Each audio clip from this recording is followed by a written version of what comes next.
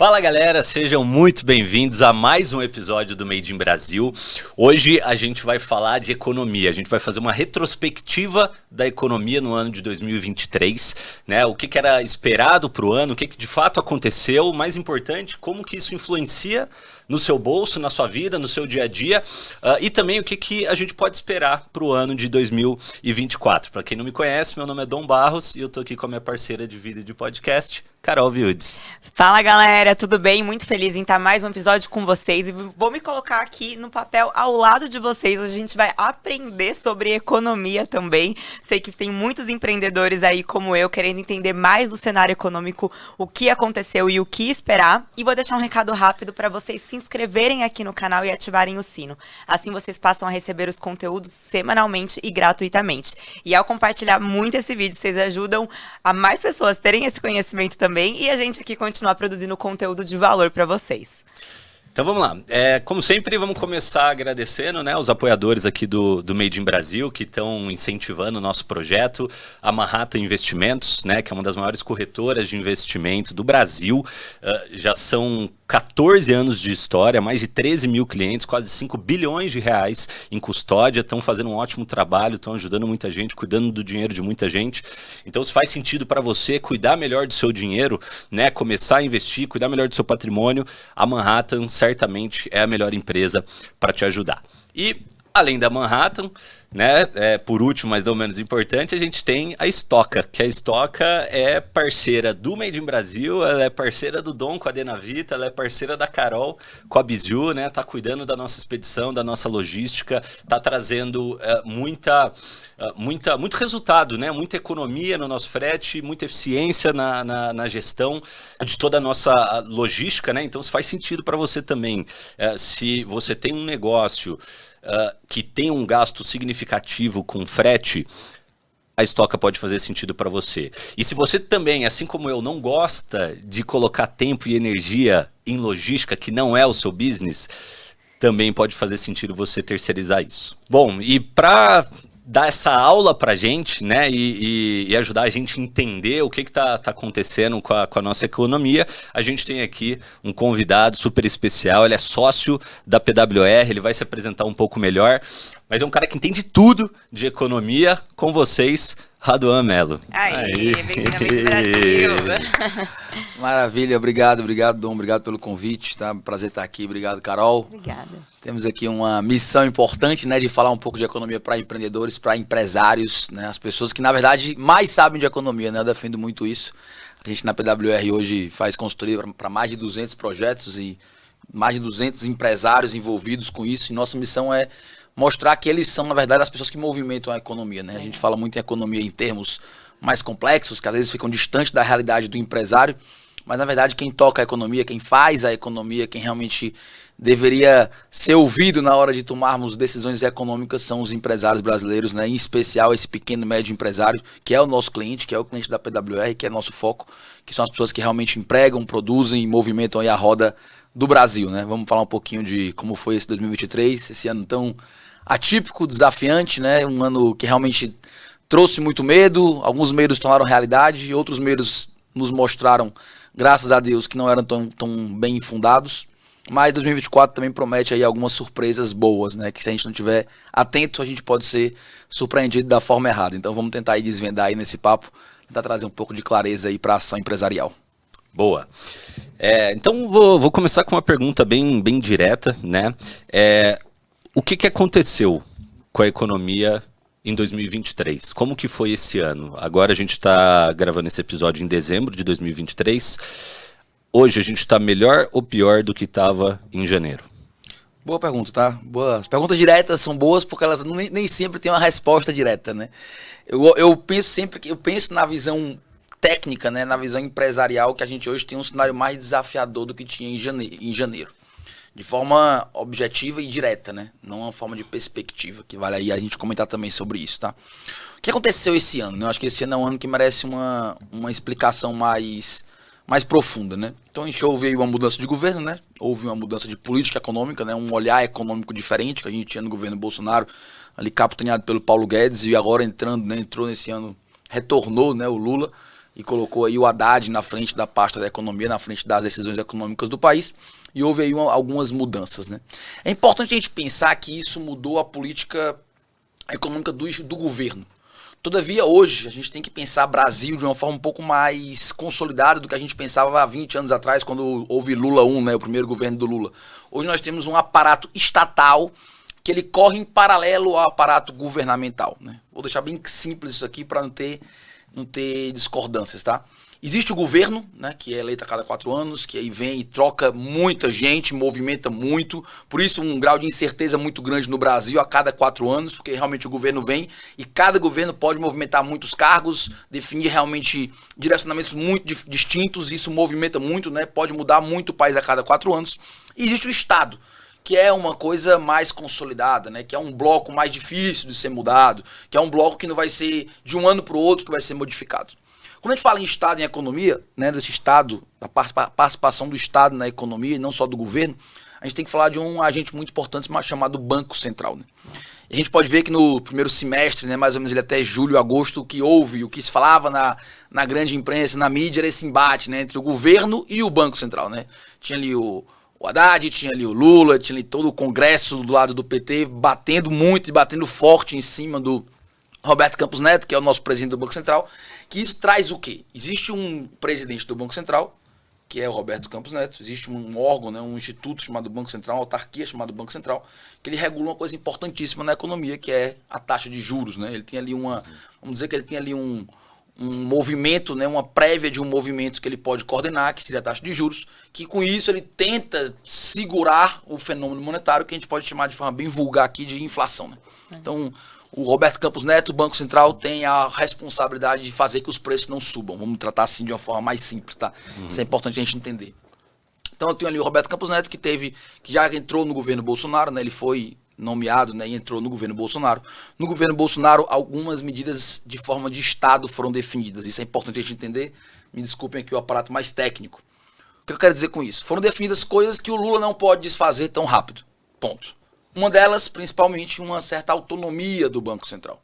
Uma certa independência do Banco Central. Qual é a independência? Existe um mandato no presidente do Banco Central. Então ele entrou no meio do governo Bolsonaro, ele vai ficar até o meio do governo do Lula. Repara que descasou da eleição presidencial. Então o Lula assumiu esse ano, o Roberto Campos só vai sair no final do ano que vem. Então 2 anos do Lula, o Lula teve que aceitar o presidente eleito há 4 anos, colocado, nomeado há 4 anos atrás, né? Quando ele for sair. Do mesmo jeito vai ser no futuro, né? O Lula vai colocar alguém em 2025 e o presidente que foi eleito em 2026 vai ter que aceitar esse presidente também que vai ser nomeado pelo Lula. E o que é que isso traz de bom pra gente? Traz o capitão do navio não pode mudar tudo de uma hora para outra. Legal. Então assim, não pode chegar alguém e querer dar ali um 180 e tudo é modificado de uma forma para outra. Tem algumas críticas a isso? Tem, que a gente pode discutir. Mas a base seria essa, né? Então existe uma política de Estado que ela não está 100% ligada à política de governo. Então o governo tem uma importância, a gente mora num país democrático, vamos dizer assim, então tem uma escolha do povo de quem vai ser o governo, mas existem políticas de Estado. E as políticas de Estado elas não devem ser tão poluídas, né, ou tão flexíveis a cada mandato governamental. Então quando a gente fala em economia brasileira em 2023, por que eu fiz todo esse prelúdio aqui? Quando eu falo em economia brasileira em 2023, eu tenho que entender que eu estou falando não dos resultados do que o Lula fez em 2023. Aí o navio Brasil é um navio muito pesado para eu achar que o que aconteceu em 2023 é responsabilidade para o bem e para o mal do governo Lula. Existem responsabilidades já históricas, né, de anos passados, que refletem nesse ano. Então isso é a primeira coisa que a gente tem que entender quando a gente fala do primeiro ano de um mandato. Do mesmo jeito foi o primeiro ano de mandato do Bolsonaro e por aí vai, né? O primeiro ano de mandato de um presidente traz um resultado para o bem e para o mal, repito, do antigo presidente, né, de quem estava, né? Porque, enfim, políticas de Estado existem e elas não são modificadas numa canetada, não são fáceis de serem modificadas. Tem toda uma burocracia e um rigor para isso, né? Maravilha. Então, o que foi 2023? Eu, na minha visão, e eu faço isso com empresários, né? Empresários como que estão assistindo, como vocês são, então trazer para a prática. Eu acredito que houve 2 momentos em 2023 de forma real, na economia real, tá? Houve o primeiro semestre, que foi um semestre de uma certa opulência, onde pareceu que tudo ia ficar bem, que realmente não teríamos tanto problema. Houve uma um cheque em branco dado para o governo no final do ano passado, que todo mundo ouviu falar, aquela coisa toda, autorizaram o governo a gastar muito. Então isso dá uma injeção de capital muito grande, o governo realmente encharca o mercado, né, encharca a economia com muito dinheiro. Isso passa, né, nos traz uma percepção de prosperidade. Então o primeiro semestre realmente teve crescimento econômico bem interessante, parecia que a coisa ia andar bem. Todavia, quando a gente analisa isso mais claramente, a gente vê que o que houve foi isso, né? Não houve um aumento de produtividade. Não era uma empresa que conseguia fazer 10 e agora ela faz 20 porque ela ficou mais produtiva. Não. O que houve agora foi, tem mais dinheiro rolando na economia e isso vai parecer uma certa... Exatamente, vai parecer uma certa prosperidade porque segura um consumo. A questão é que mesmo com esse cheque em branco, o cheque em branco ele tem um valor no final. O PT em dezembro assinou o cheque em branco, colocou um valor, o Congresso aceitou esse valor, depois a gente pode discutir se deveria ou não, mas enfim, aceitou. Só que esse valor mesmo assim ficou pequeno e ficou curto, e quando a gente chega ali em agosto, mais ou menos, começo de setembro, podemos dizer que agosto é o melhor período para dizer isso, o cheque ficou curto e perceberam que, opa, não vai ser suficiente para a gente manter essa injeção aqui dentro. E aí agora o que vamos fazer? A gente pode pensar, às vezes, a gente acha que o governo, né, o presidente, principalmente na pessoa dele, pode gastar quanto quiser, né? Ah, o Lula pode gastar. Não é assim que a coisa acontece, né? Existe uma pressão toda do mercado para promessas serem feitas. E né? desculpa, só para eu acompanhar, quanto que foi estabelecido? De 170 bi, mais ou menos, foi colocado como o teto que ele poderia gastar a mais, né? De idade rombo, né? Tu fala assim, né? 170, depois para 210, depende se a gente tá falando de discricionário ou não, mas fica mais ou menos por isso, tá? Só que esse dinheiro ficou curto. Essa é contando aqui uma grande história de forma mais resumida. Esse dinheiro ficou curto. E esse dinheiro ficou curto como, Raduan? O governo gastou muito. E o governo, quando foi ali no final do segundo trimestre, fez uma promessa. Que era, esse ano eu vou gastar isso, esses 170, esses 200 e pouco. Mas ano que vem eu prometo que eu vou equilibrar, que é o que é a discussão hoje, né? No dia de hoje aqui, meados de dezembro, a discussão hoje do mercado é o governo vai cumprir a promessa de não ter déficit primário ano que vem. Resumo, que é déficit primário. Eu gasto exatamente o que eu arrecado, ainda podendo colocar o gasto de juros, tá? Então, o déficit primário é uma conta que a gente não olha o rolar a dívida, os juros, o rolar a dívida toda. É só uma questão de quanto eu estou arrecadando e quando eu estou gastando. É como se zerasse isso, então aí não acumulasse dívida. Exatamente. Igual uma empresa, o quanto você vendeu, o quanto você gastou, zerou o jogo no final. Exatamente. Fora o que você tem que pagar de dívida. Tá. Então você fala assim, eu tenho uma empresa e eu tenho que pagar 10 mil reais por mês para dívida. Mas eu ganhei 90 e eu gasto 90. Pronto, meu déficit primário, né, que é essa expressão que só existe no Brasil, tá? A gente usa esse negócio de déficit primário, superávit primário, essa expressão brasileira. É zero quando isso acontece. Então assim, eu não gerei nenhuma economia para pagar a minha dívida. Todavia, eu não piorei o cenário. O governo prometeu que queria fazer isso ano que vem. Então, quando a gente viu aquela coisa toda que houve ali no primeiro semestre, no finalzinho do arcabouço fiscal, o Haddad querendo, aquela coisa, é bom, é ruim, o que foi o arcabouço fiscal? Tem várias medidas em cima dele, mas principalmente regularam um pouco quanto o governo poderia gastar, uma regulação, ao meu ver, frouxa demais, até deveria ser muito pior, muito mais rigorosa, né, pior nesse sentido, mas mesmo sendo frouxa, ficou radical demais para o que a gente tem hoje de governo do PT. E aí o governo falou, ano que vem eu prometo zerar. Chegamos agora em dezembro e a conta não parece fechar, porque vai zerar. Então a conta aí do próximo do 200 bi que a gente vai ter esse ano, um pouco para cima, um pouco para baixo, aí cabe discussões, o Banco Central tem uma conta, a Fazenda tem outra, isso é importante também. Voltamos a ter contas divergentes, o Banco Central fala que existe um rombo, a Fazenda fala que existe outro, então por isso que é difícil até taxar quanto é o rombo hoje. Ano que vem é a promessa de zerar. Então ano que vem o governo prometeu, eu vou entregar zero, eu não vou piorar a situação. Então o que eu arrecadar eu vou gastar. E não vou pedir mais dinheiro para isso, como esse ano ele está precisando de mais dinheiro. Qual o problema disso? Aqui a gente tem uma coisa importantíssima que eu sempre explico para empresários, clientes meus, que eu acho que é o ponto fundamental da compreensão da economia. O Estado, ele não tem como se bancar. O Estado, né? Você falando de Estado, explicando claramente, não estou falando do Lula, estou falando do Estado brasileiro, Estado americano, Estado francês, qualquer Estado do mundo. Governo. Qualquer Estado você imaginar no mundo com qualquer governo. E como é que se ele não tem como se bancar, se ele não tem como produzir dinheiro, como é que ele paga as suas contas? Como é que ele vai? Que ele tem que pagar o policial, tem que pagar os médicos, tem que pagar, construir estrada, ele tem que fazer isso. Perfeito. Como é que ele faz isso? Tem 3 caminhos. O governo, ele olha para a conta dele, ele tem 3 caminhos para poder ter dinheiro, para arrecadar dinheiro. O primeiro caminho, o mais simples que a gente fala, é o imposto. Então eu vou dizer para você produziu 100, eu vou dizer que 20 agora você tem que me pagar. Então você me dá 20, você me dá 30, você me dá 40, como é no Brasil. Imposto. Isso é a primeira medida que o governo tem para se financiar. A segunda maneira que o governo tem é dívida. Então eu peguei os seus 40, você produziu 100, eu peguei 40 de você, fui lá, imposto, né? O nome já diz, é imposto, né? Então você tem que me pagar. Só que esses 40 foi pouco. Então o que eu posso fazer? Eu posso me endividar. Então eu posso pegar e falar assim, opa, mercado, bancos, não é o caso do Brasil hoje, mas é o da Argentina, FMI, eu preciso de mais dinheiro. Então me dê mais dinheiro, porque os 40 que eu tenho aqui não é o suficiente. Então me dê mais e eu prometo que no futuro eu lhe pago. Com qual juros? É o que a gente explica, é o que a gente acompanha da taxa Selic. Então o que é a taxa Selic? É o governo, é a taxa que o governo diz que ele vai se financiar. Eu pago 12, 13, como está agora no Brasil. Certo? Isso é a segunda coisa. Ele faz uma dívida para o futuro. Então eu não tenho como me financiar. Só os 40 que eu tirei de você não é o suficiente. Eu preciso de mais dinheiro. Então eu posso fazer uma dívida. Então o primeiro ponto, ele pode fazer imposto. Ele pode se endividar. E tem o terceiro ponto, que é a inflação.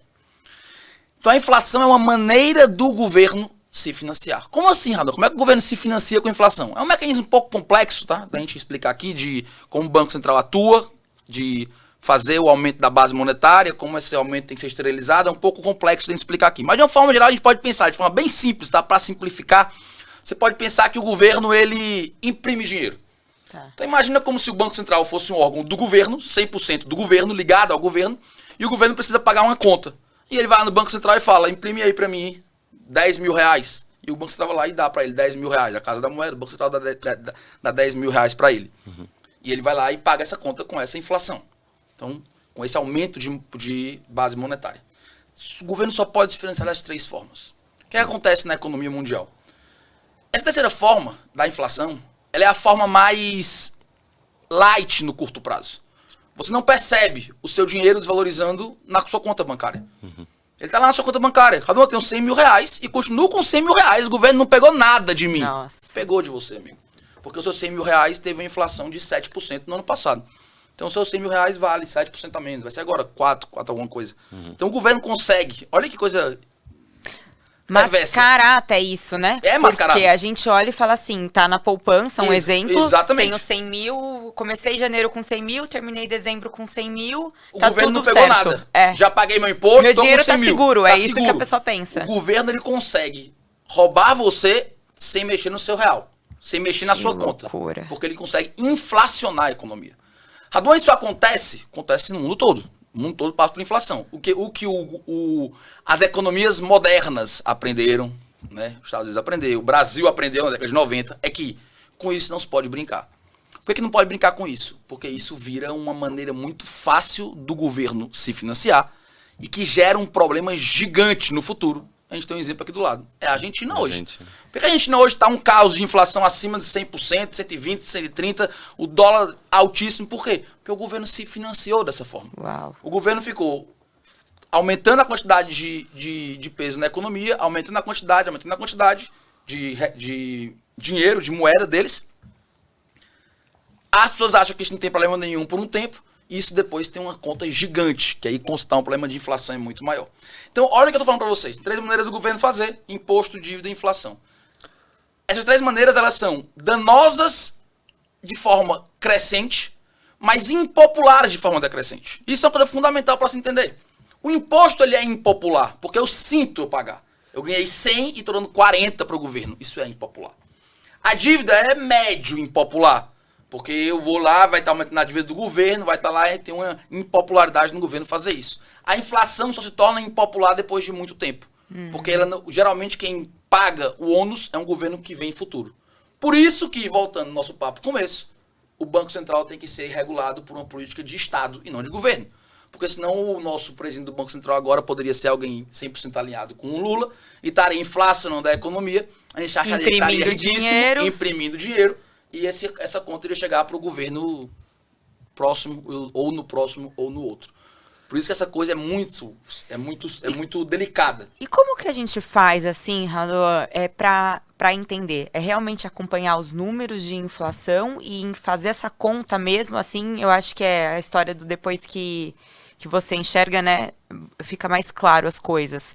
E falar, tenho 100 mil, mas no final do jogo não é 100 mil, desvalorizou 4%, 7%. É dessa maneira ou tem alguma outra maneira da gente acompanhar o quanto o nosso dinheiro está desvalorizando? Boa pergunta, Carol. Tem algumas maneiras importantes para o empresário pensar, tá? A primeira coisa é o seguinte, existem índices de inflação, tá? Então a gente tem o famoso IPCA, tem o IGPM, índices que falam coisas diferentes, né? Então, por exemplo, IPCA é o que a gente é o índice, né, que está ligado ao consumidor amplo, né? Então é o consumo final, né? Então é o consumidor, uma série de produtos de consumo final. O IGPM está mais ligado a questões de base de produção, né? Ele envolve muito matéria-prima, envolve muitas outras coisas, é muito ligado ao aluguel muitas vezes. Tá? Então o índice é importante. Agora, mais importante do que o índice para o empresário, estou falando da função empresarial, é ele acompanhar os custos dele. Então ele ter esse acompanhamento de custo é fundamental. Então eu tenho, por exemplo, quanto era o salário que eu pagava antes, quanto é que eu pago hoje. Minha matéria-prima subiu quanto. Meu frete subiu quanto. Então assim, como está realmente, de forma real, a inflação em cima daquilo que eu consumo. Porque uma coisa é a inflação de um índice, que envolve uma cesta de produtos no Brasil todo, que muitas vezes não é a cesta que eu consumo, e eu vou lá e digo, a inflação deu 5, vou aumentar 5% aqui. Calma. Pode ser que para você ela tenha sido maior. Pode ser que para você tenha sido menor. Uma coisa que eu bato muito na tecla, a gente faz hoje muitos projetos no Brasil todo, e isso é muito claro pra gente, e às vezes para muito empresário não é. Eu tenho vários Brasis dentro de um Brasil. Legal. Isso é uma coisa fundamental de ser compreendido. Então, por exemplo, em desemprego. Desemprego é uma estatística fundamental para se entender a economia de um local. Eu tenho um desemprego de acima de 13% na Bahia. E eu tenho um desemprego na casa de 3% de Santa Catarina. Desemprego de 3% é tido como um desemprego zero. É quase um desemprego de a pessoa está se locomovendo de uma profissão para outra ali. É um temporário. Quem quer se empregar, vai se empregar. Então fica muito pouco tempo desempregado. 3%, 4%. E economias pujantes já tratam como esse valor. Então é um desemprego que dá para a gente tratar assim. 3%, 4% no Brasil, com certeza, estou deslocando de um emprego para o outro. Só um tempo de eu ser realocado. 13% não. 13% de desemprego é um problema social, o desemprego. Então, eu falo assim, o Brasil tá com desemprego? Essa é a média. Não, tá tendo 8, 7 pontos alguma coisa alto. Tá controlado, calma. Na Bahia, tô falando da Bahia, um estado gigante, não tá controlado. Se eu pegar outros estados do Nordeste, também não estão controlados. Se eu pegar os estados do Sul ali, Paraná, Santa Catarina, é mais do que controlado. Tô falando de 3%, 4%. Então, assim, eu tenho que entender isso de Brasil. Por isso que a gente fala assim, como eu acompanho a inflação?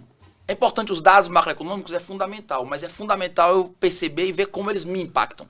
Então, o empreendedor, o empresário, ele tem esse papel fundamental. Como está a minha realidade, né? Meus custos subiram quanto? Então, assim, eu consumo o quê? Quais são as necessidades de consumo que eu preciso? Quanto eles subiram? O quanto isso pode ou não reverter em aumento de preço para ser colocado para o meu consumidor? Ou não, vou ter que realmente encarar essa inflação, né? Então, assim, mais do que acompanhar índices ou não, eu sugiro fortemente, Carol, o empresário acompanhar a sua realidade, tá? Ele está ligado a isso, ele está realmente ligado aos seus custos, gerenciamento de custo, folha. Salário é um custo muito alto no Brasil, então acompanhar tudo isso, porque ali pode se esconder sim um fenômeno inflacionário setorial que pode lhe prejudicar. Legal. Carol te perguntou da questão da inflação, mas você estava explicando tua visão do que aconteceu com a economia. E você falou de várias coisas e assim, é engraçado que quando a gente começa a entender um pouquinho que seja, você percebe que é uma ciência cabulosa e que são várias variáveis e que um monte de coisa influencia. Agora, no final das contas, como que foi 2023? Como que tá terminando o ano? Tem algumas preocupações importantes, tá? Deixa eu ver se eu consigo simplificar, né? Algumas preocupações importantes. Primeira preocupação importante, né? Dívida, né? Isso é uma preocupação importantíssima do Brasil, porque o Brasil se financiou com muita dívida agora. Então, assim, a inflação não aconteceu, a inflação não cresceu, verdade. Então, o terceiro ponto de financiamento não houve no Brasil esse ano. Por mérito, Roberto Campos Neto, presidente do Banco Central, que sentou em cima da taxa de juros fortemente para segurar a inflação. Então, aconteceram os outros dois fenômenos, aumento de imposto e aumento de dívida. Então, essa é a coisa. Fala assim, o Brasil está gastando muito. Se não houve inflação, tirou da onde esse dinheiro? Aumento de imposto, aumento de dívida. A questão é que o aumento de imposto ele tem um teto. Por quê? Porque eu não posso sufocar minha economia com imposto. E alguns, e eu concordo, já a colocam como sufocada. A economia está sufocada por imposto. Se o governo aumentar muito o imposto, eu posso frear crescimento com imposto. Porque você está faturando 100, eu vou dizer, não, eu pego 40. Quer saber? Ano que vem eu vou pegar 45 de você agora. Aí eu vou lá e pego 45. Depois, você não fatura mais 100. Fatura 90. E eu peguei 45% de você. para ter 45. Agora 45% de 90 não me dá mais 45. Então vai arrecadar menos. Era melhor pegar 40 de que você estava fazendo 100 e continuar com 40 de 100 do que eu subir para 45, eu lhe sufoquei, você caiu o seu negócio. Perdeu o poder de investimento.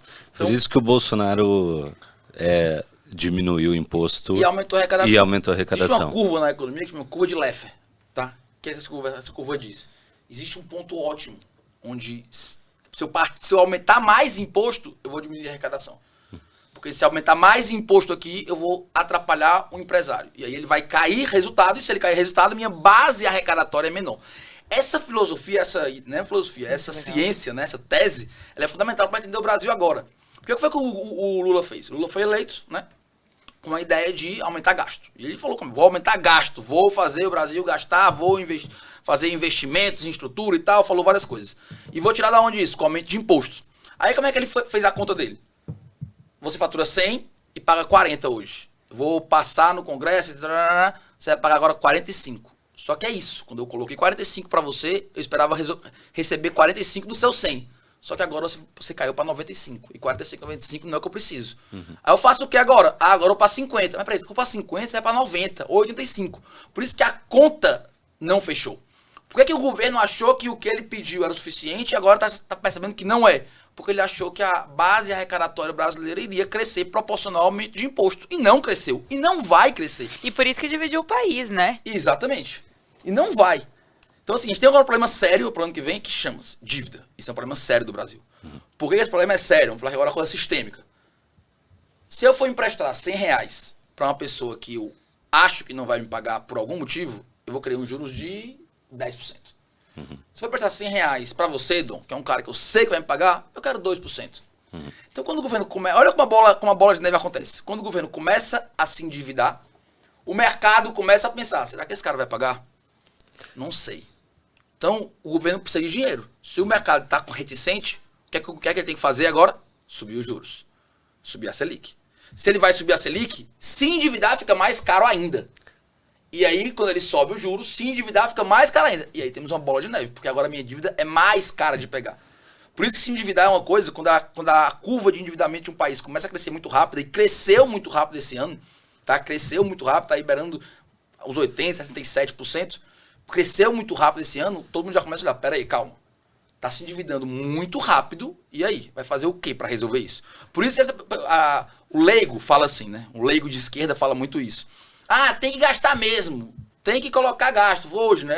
Anteontem, o líder do governo na Câmara, né? Até meu conterrâneo lá do Ceará, disse, temos que ter gastos mesmo, para reeleição, para eleição e tudo. Se gastar muito, vai se endividar muito. Se endividar muito, vai ter que bater na taxa de juros. E aí, quando a taxa de juros sobe, o custo da dívida fica maior ainda. E aí eu engesso o crescimento do país. Fica engessado o crescimento do país. Porque podem pensar a Selic como o governo se endivida, mas podem pensar também a Selic como a opção número 1 de empréstimo do banco. Então o banco está aqui, ele olha e fala, o governo me paga 12%. E me paga 12% ao ano. Eu vou emprestar para o Dom por quanto? 12 é meu piso. O Dom, e na teoria é super seguro. Tem super seguro. O Dom tem risco. O Dom o Dom é um cara decente, mas não é 16 pro Dom. Se o piso fosse 4, eu fazia pro Dom por 6. Então a Selic ela é o piso do empréstimo. Ela é como se fosse o térreo. Todos os empréstimos estão acima disso. Uau. Por isso que a Selic, quando ela fala assim, ela é 12, ela é 13, ela é 14, ela é 10, ela é 2, ela é 3, é o piso. Daqui para cima tem os outros empréstimos. Por isso que ela tem que ser muito bem controlada. E como é que ela é controlada, Raduan? Quando o governo gasta pouco. O governo gasta pouco, o governo começa a pagar suas contas sem precisar se endividar para pagar a dívida. Tá. E aí o mercado fala o quê? Esse governo é sério, esse governo paga as contas dele mesmo, eu empresto por menos juros. E aí você baixa juros. Aí a Selic pode baixar, a Selic baixando os empréstimos para o empresário fica mais barato, o empresário empréstimo mais barato, viabiliza investimento privado e aí a gente cresce como país. Essa relação de inflação e juros, ela é proporcional, então? Proporcional é muito forte falar. Ela é correlacionada. Perfeito. O que acontece é o seguinte. existe a política, eu vou explicar aqui de forma, se Deus quiser, bem simples. Existe a política fiscal. Vamos lá, pra todo mundo entender. Cara, eu sei que é difícil ser objetivo, porque, de novo, o negócio é complexo e muita coisa influencia. Não é tão Não, simples. mas tá olha sendo só, ótimo. Eu vou já fazer um elogio aqui e a galera vai concordar comigo. Eu não achei nem que eu gostava de economia. Olha aí, é isso. Todo mundo gosta. É só explicar de forma correta. só entender, né? Eu tô fazendo aqui Várias conexões, várias né? conexões com o negócio. Até quando você falou, muda tudo em 4 anos, já pensei, imagina a minha empresa mudando todo o quadro de funcionários, presidente, diretor a cada 4 anos. E se você tiver ideia de quantos, e como é o Brasil, um navio bem maior que isso, é uma Gigantesco. complexidade gigante. O que acontece é o seguinte, vamos lá. Existem duas políticas macroeconômicas, né? Fortes, né? Política fiscal e política monetária. Isso é uma coisa fundamental. Política fiscal eu vou ser bem simples, tá? Porque pode parecer algum chato e falar, não, é mais do que isso, mas ok. Mas eu vou ser simples, tá? Política fiscal é o governo definindo quanto vai arrecadar e quanto vai gastar. Isso é política fiscal. É uma política do governo. Então o Lula tem uma política fiscal baseada no Haddad, que é o ministro da Fazenda hoje. O Bolsonaro tinha uma política fiscal baseada no Paulo Guedes, que era o ministro da Economia. Uma política fiscal. Então, quanto é o arrecado, quanto é o imposto de cada coisa, como vai ser e tal. Tem uma política aqui do governo em cima disso, tá? O governo define a política fiscal. Vai gastar pouco, vai gastar muito, vai gastar onde, vai fazer o quê? Isso é a política fiscal. Do outro lado tem uma política monetária, que é definida prioritariamente, primordialmente, pelo Banco Central, baseada em taxa de juros. O que a taxa de juros faz? Ela cria estímulos ou não para poupar. Tá. Uma coisa é eu falar assim pra você, Carol. Carol, toma aqui R$1.000. Aí tu vai dizer, tá, tô com R$1.000 na mão. Vou gastar esses R$1.000. Mas você olha e fala assim, opa, mas se eu guardar esses R$1.000, eu vou ganhar 15% ao ano. Não preciso gastar agora. Vou guardar 15%, vou guardar. E você coloca no banco. E o banco vai dar esse seu dinheiro para emprestar para outra pessoa. Outra coisa é você falar, vou ganhar 2% com R$1.000. Quer saber? Eu vou gastar esses R$1.000. Vou comprar aqui uma bolsa, uma calça, vou gastar. Olha a diferença. Você gastou, você comprou. Você girou a economia, né? Você consumiu. Tá. Então você consumiu algo momentâneo, né? Você fez isso momentaneamente. Então, olha o que você fez.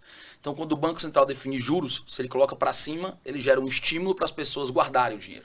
Se ele coloca os juros para baixo, ele gera um estímulo para as pessoas gastarem dinheiro. E não só guardar no sentido de não gastar consumindo, comprando bens, mas no sentido de investir no seu próprio negócio.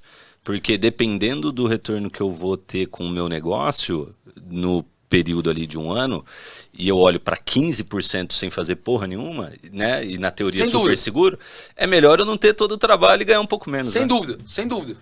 Trava, desestimula o crescimento da economia também. Exatamente. Ele desaquece a economia, né? Como a gente gosta de falar, né? Tá. Desaquece, né? Juros altos desaquece a economia, né?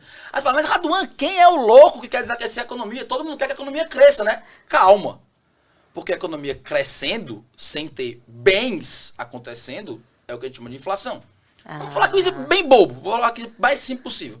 Vamos supor que a nossa economia ela se resume a isso aqui. 3 xícaras. Tá? E nós temos R$30. Cada xícara vale R$10. A economia mais simples possível. Tá. Né? Pronto. A gente dormiu, a gente vai acordar amanhã, a gente tem R$90 agora. Nossa conta, automaticamente, magicamente, R$90 a economia. Certo? A xícara vai valer quanto? 30. Nós ficamos mais ricos? Não. Continua cada um com uma xícara. Subiu o preço. Uhum. Isso é a inflação de forma mais simples possível para ser entendido. Animal. Aumenta o dinheiro, mas não aumenta a quantidade de bens. Por isso que como é que a economia cresce? Se aumentar a produtividade. Nós tínhamos 3 xícaras. Agora nós temos 8 xícaras. Agora nós temos 10 xícaras. Legal. Por isso que só dar real para namorar as pessoas, isso não tem vantagem nenhuma. Isso não aumenta a economia. Isso não melhora a economia. Agora isso é mais perverso. Porque se falasse pra mim, Raduan, mas tá bom, né? Era 3 xícaras 10, agora 3 xícaras 30. Eu tinha 10, agora eu tenho 30. Tanto faz, então. Então a inflação tanto faz? Infelizmente não. Porque agora olha o perverso. Agora vocês vão sentir como uma coisa é perversa. Como é que o governo coloca dinheiro na economia? De uma forma geral. Ele bota juros subsidiados. Então ele chega pros empresários e fala, se você comprar esse caminhão, você pode comprar ele com juros de 4% ao ano. Isso foi feito no governo de Dilma, chamada Finame, né? 4% ao ano, quando a taxa Selic era 7,8%. O que ele está fazendo? Eu estou pegando governo, pegando dinheiro a 7,8% e estou dando para o empresário a 4%. O empresário vai comprar, vai estimular. O empresário vai comprar, ele vai estimular.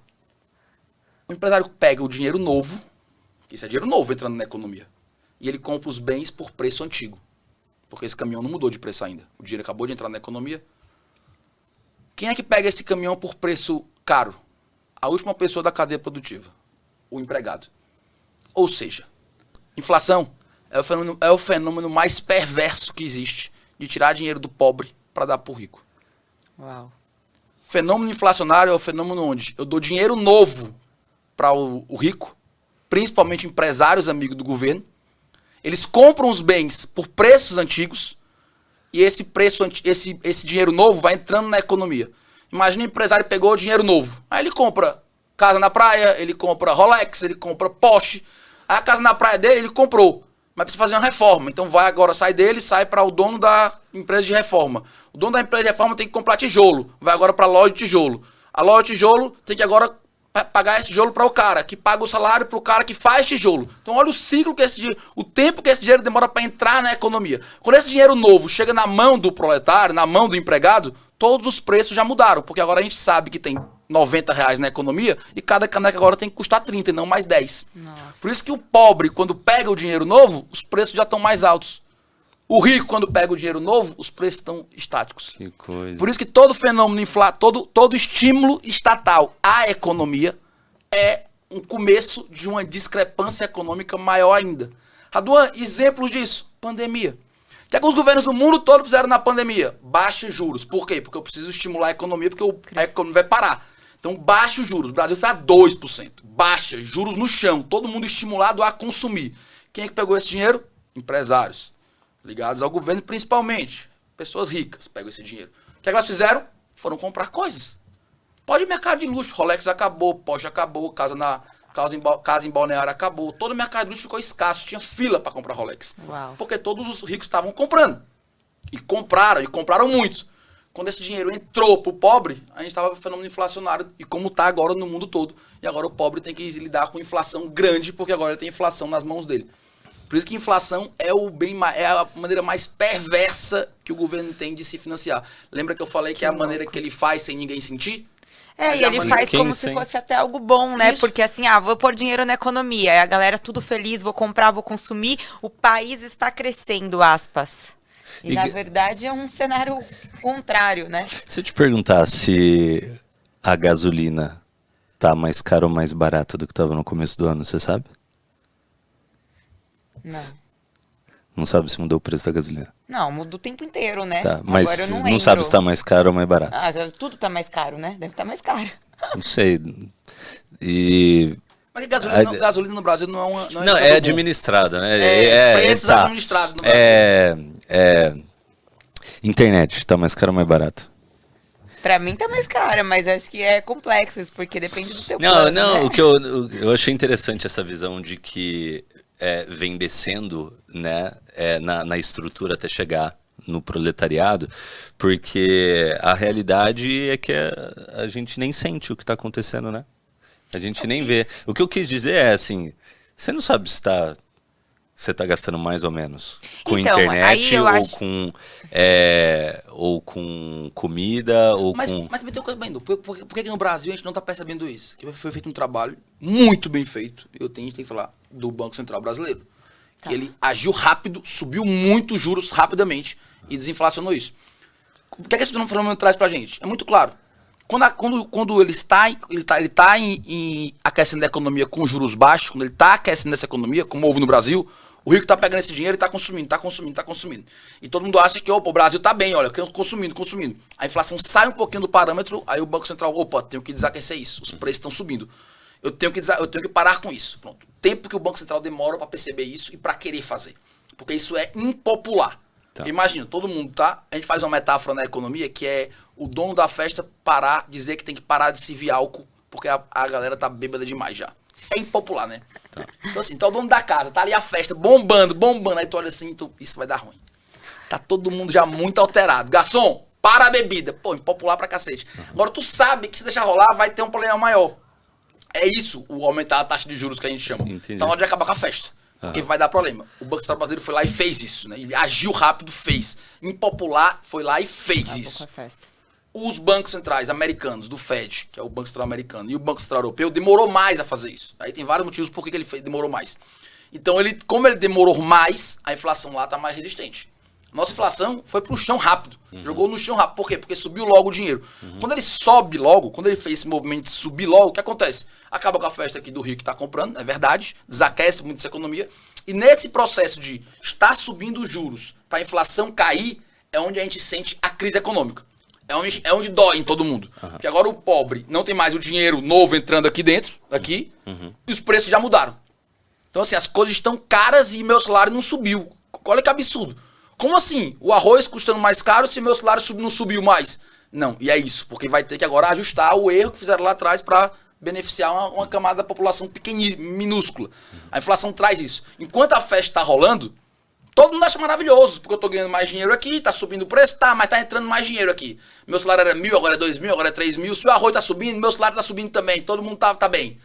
Mas uma hora isso tem que parar, porque senão a inflação sai do controle. Quando para, aí todo mundo reclama. Aí, opa, por que parou? O problema é que o juro subiu. Não, amigo. Culpar os juros alto, a subida dos juros, pela recessão econômica, é a mesma coisa de culpar o sono pela ressaca. A ressaca não é porque eu dormi, a ressaca é pelo que eu fiz antes de dormir. Então a crise econômica não é porque o juro subiu, é porque eu fiz antes disso, é porque eu baixei muito os juros. Eu baixei demais, estimulei muito a economia, vai ter ressaca. A ressaca vai chegar. Aí vem a continuação da metáfora. Como é que eu curo uma ressaca rápido? Remédio. Né? Mas... Tomando demais. Posso beber de novo, não posso? Beber de novo. Posso beber de novo. Posso baixar mais ainda os juros? Pode.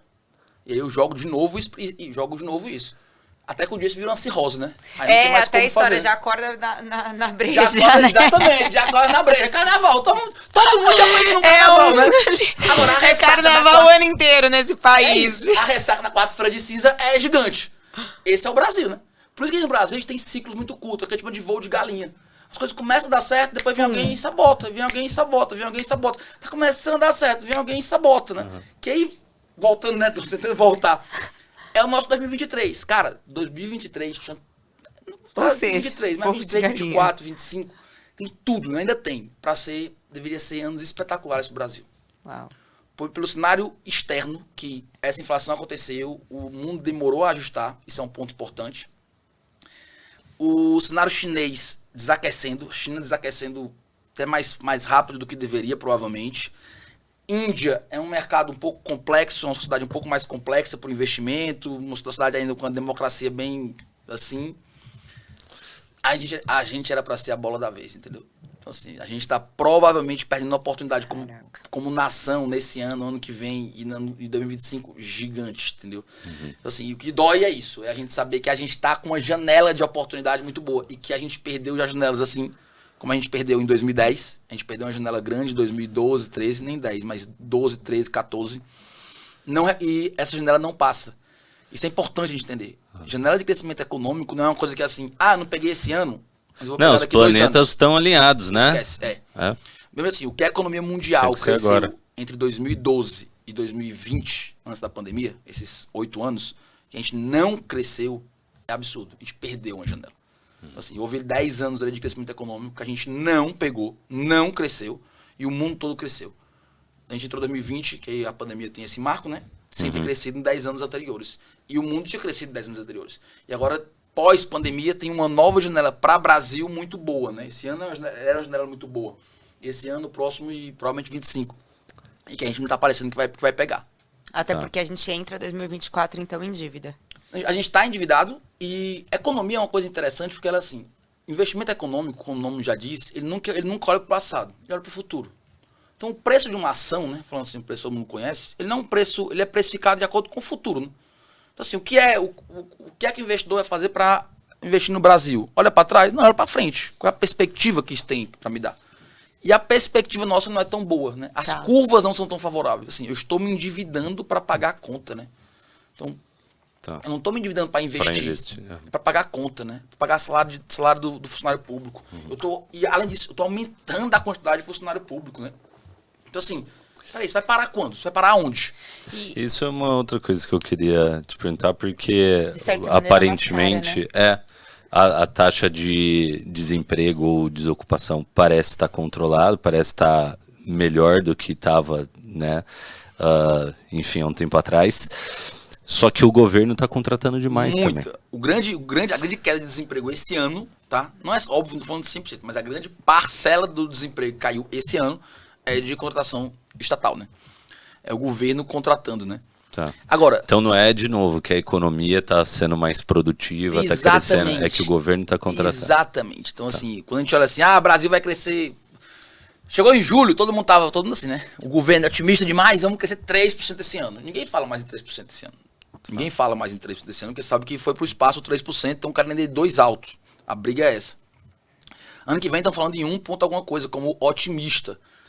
Assim, o tamanho do Brasil, a pobreza que nós temos, crescer 1% é um tiro na cabeça da população. Não estou falando dos Estados Unidos crescer 1%, que já seria péssimo para eles, mas é os Estados Unidos, né? Estou falando de um PIB aí na casa de 20, 24 trilhões de dólares, né? Então, assim, crescer 1% em cima disso é pouco, mas é 1% em cima de uma base gigante da maior economia do mundo. O Brasil, é isso que tem que entender. Fala assim, vou crescer mais do que tal, mas a gente tem que crescer muito. A gente tem que, para crescer, a gente tem que conseguir entrar numa vertente de crescimento de acima de 4% durante 10 anos. A gente tem que conseguir montar esse cenário, tá? A gente tem que conseguir fazer isso ser possível, que não é possível hoje no Brasil, tá? Hoje não é possível no Brasil isso acontecer. Não tem PIB potencial para isso, não tem como fazer isso acontecer. Entendi. E de maneira prática, assim, para quem está acompanhando, né? O que todos esses acontecimentos de 2023, como tudo isso influencia na vida tanto do eu acho que você já falou, já respondeu, do proletariado, né? E do empresário, do cidadão brasileiro. Eu acho que tem umas coisas interessantes pra gente falar sobre isso de forma prática, né? Primeira coisa, assim, você tem que ter muito cuidado com o endividamento, tá? Então, assim, isso é uma coisa importante pra gente aprender no Brasil, né? Assim, se endividar pode ser caro, né? O dinheiro tá caro no Brasil hoje porque o juros tá alto ainda, tem tendência de queda, mas tá alto. E os juros altos penaliza muito a economia, né? Então, assim, coisas que poderiam ser viáveis com Selic a 3%, 4%, 5%, elas realmente se tornam inviáveis com Selic na casa de 12%, 11%. Elas ficam inviáveis, né? Selic maior que 10%. Então, assim, isso é uma coisa importante, né? A gente tem que saber que o dinheiro está caro, né? Então, assim, eu tenho que pensar 2, 3 vezes antes de fazer o endividamento. Isso é um ponto importante para o empreendedor, tá claro, tá? Ele entender isso. Esse é o primeiro ponto. O segundo ponto que a gente tem que entender é eu estudar o meu negócio para entender o que da porta para fora impacta o meu negócio. Então, assim, o que é realmente fundamenta o meu negócio, que é um problema para o meu negócio? Isso é fundamental, né? Porque, como eu disse, o Brasil é muito grande. E eu não fazer uma análise individual do meu negócio me deixa cego. Então, o que é que impacta o meu negócio? É o desemprego da minha região? A razão do desemprego é muito baixo aqui, então eu tenho que pagar mais para as pessoas trabalharem, e isso encarece meu produto pode ficar inviável, porque o custo de mão de obra da minha região é mais caro, pode. Então isso é uma coisa importante, né? Quais são os indicadores que não estão no meu controle, né? Que a gente chama de a porta para fora, né? O que é que me impacta, que é realmente real no meu negócio. Porque tem gente que fala assim, o dólar vai subir, vai descer, concordo, mas peraí, de forma real e clara, o que é que o dólar impacta no teu negócio? Tem um impacto grande? Não. O desemprego, calma, o desemprego do Brasil é um, a tua região é outro. Tu vai empregar onde? Na tua região ou no Brasil todo? Na região, então tem que trazer para cá. Legal. Então assim, isso é uma coisa fundamental, a gente entender o que me impacta, tá? Isso é fundamental, tá? Quais são os indicadores que me impactam? É dólar? Ok. É desemprego? Tá, então qual desemprego? Da minha região? O desemprego do meu, onde eu vendo? Pode ser também, né? Assim, eu fabrico no Ceará, mas eu vendo em São Paulo. Então, o desemprego em São Paulo pode ser. Então, eu vou fazer um estudo disso, tá? E terceiro ponto que eu não queria deixar de falar, Tadum. Eu acho que é talvez o mais importante que eu vou falar hoje pra vocês. Faça o trabalho da porta pra dentro. Faça um trabalho de gestão sério no seu negócio. Legal. A gente vive realmente no Brasil numa tempestade. O Brasil é uma tempestade. Não é hoje com Lula, não foi com Bolsonaro, não é a pandemia. Nós somos uma tempestade. Isso é do Brasil. Nós somos. Caos. É o caos. Pronto.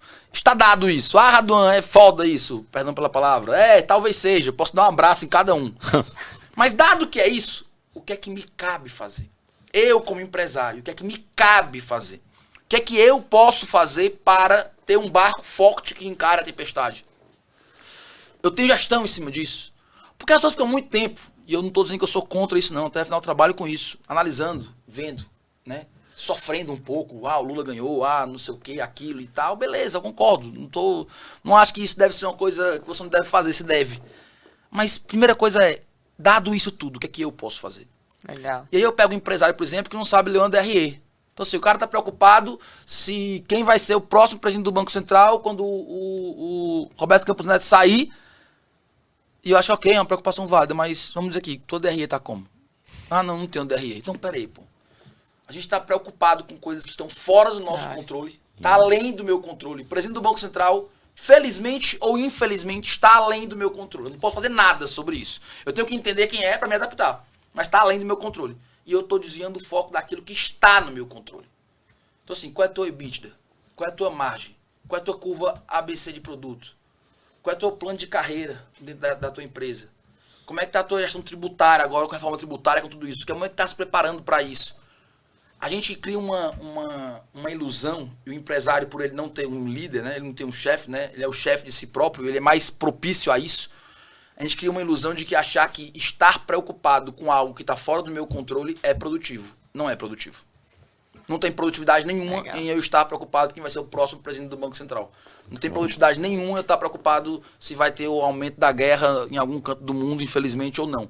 Existe grande produtividade em eu pensar, se o juro subir, como impacta o meu negócio, como é que está esse meu negócio dentro da realidade XYZ, o que é que pode acontecer em cenários que impactam o meu negócio ou não, o que é que eu tenho que ter de gestão interna, eu tenho os números na mão, eu tenho as pessoas, eu tenho um plano de cargo, eu tenho gestão financeira, gestão comercial, eu tenho investimentos corretos. Então, assim, eu acho que isso existe muito também, tá? A gente fala muito de coisas externas, externas que eu digo é da porta para fora do negócio, e a gente para de olhar da porta para dentro, que é o que eu posso fazer.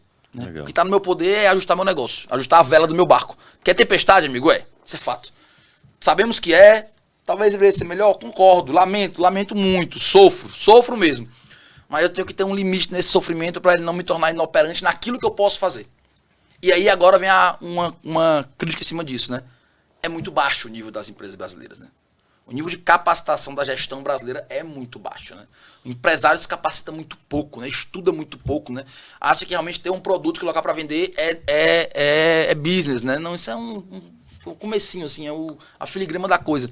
Então, assim, eu acho que isso é uma coisa que o empresário tem que puxar para si. Legal. Muitos então, assim, não sabem nem calcular o custo, né, da operação. Exatamente. Então, assim, Radu, eu tenho que olhar o mercado 2024, entender? Tem. Eu tenho que ficar vendo lá, cada 45 dias e tudo lá, reunião do Copom, subiu o juros, não tem. Eu tenho que ver como é que tá, tem, desemprego, tem. Você tem que ver tudo isso. Agora, você tem que ver isso, não para ficar sofrendo por isso, é para agir em cima disso. Legal. Para eu ter ações em cima disso. E para ter ação, eu tenho que ter gestão. Para eu poder saber o que eu tenho que fazer dentro de um negócio, eu tenho que ter gestão empresarial dentro do meu negócio. E os empresários acham que são produtivos porque estão preocupados com indicadores macroeconômicos, quando na verdade a grande alavanca de crescimento do negócio deles está naquilo que eles podem fazer dentro do negócio. E até enxergar as oportunidades, né? E existe até, por exemplo, uma preocupação, você falou do cenário econômico aqui no Brasil, mas a gente fica também falando, olha a economia da China, a economia dos Estados Unidos, o que vai acontecer no Brasil, sendo que volta no que você explicou aqui, às vezes não impacta no seu negócio. Ou se você compra em dólar, pode impactar, vende em dólar, mas para quem não, é outro jogo, né? Legal você ter falado dos Estados Unidos, porque você estava explicando como que os juros ele é controlado, né, pelo Banco Central para controlar a inflação. E depois que sobe-se os juros e controla a inflação, que é o que está acontecendo agora, na teoria, o próximo passo seria baixar os juros para estimular de novo a economia, já que a economia está sufocada. Agora, considerando o que está acontecendo nos Estados Unidos, qual o tamanho do impacto disso? Né? Considerando que o juros está mais alto lá, parece que chegou num patamar aí de alta histórica, né? Muita gente vai preferir ganhar um pouco menos e colocar dinheiro lá do que colocar no Brasil. O que quer dizer que não vai poder baixar os juros aqui tão rápido. Como que vai ser? Grande pergunta, Dom, grande pergunta. Existe um gap que é analisado, né, que é a comparação entre juros real brasileiro e americano. Né? O que é juros real? Né? Quanto é meu juros Selic, menos minha inflação aqui e lá fora. Né? Então, vamos dar um exemplo aqui. Se eu tiver 12 aqui com inflação de 4, então eu tenho aqui, eu estou ganhando 8% aqui, né? Porque meu dinheiro desvaloriza 4 sem eu ver, mas valoriza 12 eu vendo. Então, eu estou ganhando 8, certo? Certo. E quanto é que é nos Estados Unidos isso? A inflação está 2, os juros tá 6, então estou ganhando 4 aqui. Ganhar 8 no Brasil, 4 nos Estados Unidos, prefiro ganhar 4 nos Estados Unidos, que é segurança 100%. É um título muito mais forte, muito mais valorizado. Então existe isso, né? Então, assim, o governo brasileiro, isso é uma das coisas que, uma das discussões que existem hoje, né? Boa, grande pergunta, que é até que ponto a gente consegue baixar juros. Tem outros querendo dizer que acaba o ano que vem com 9,75, que seria mais ou menos a cada reunião do Copom até o final do ano que vem eu baixar meio ponto, né? Que seria realmente um rally grande de queda de juros. Eu particularmente, tá? É achismo porque a gente tá falando de economia mundial, né? São muitas variáveis. Eu acho difícil, tá? Porque eu acho que o juros brasileiro baixar muito assim pode tornar o mercado brasileiro muito pouco atrativo para investimento externo, pensando nesse gap americano que não vai provavelmente diminuir tão cedo, né? Eu sou uma pessoa que acha que a crise mundial é um pouco maior do que a que todo mundo acha, né? Então, assim, dentro dos economistas, todo mundo, eu tô na área. Não vou dizer que eu sou radical pessimista, não, mas eu tô mais para o lado dos. Não vai ser tão rápida do que os outros, né? Eu acho que vai demorar um tempinho ainda para os Estados Unidos começar a equilibrar, para ele começar a baixar. Talvez aí eu diria, sei lá, meio do ano que vem, começar a baixar de verdade mesmo, fazer uma coisa, né? Daqui a pouco vão ver esse vídeo, já começou a baixar e vão dizer que eu errei. Pode ser, tomara. Não tem problema.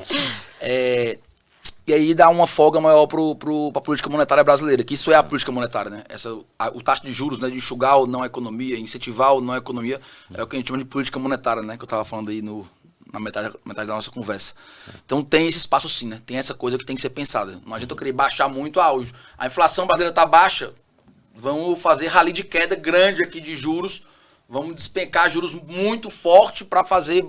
Calma, né? Tem que ver lá fora também. Na economia brasileira, embora seja uma economia muito fechada, ela não é descolada, né? Então, assim, a gente precisa de investimento externo, né?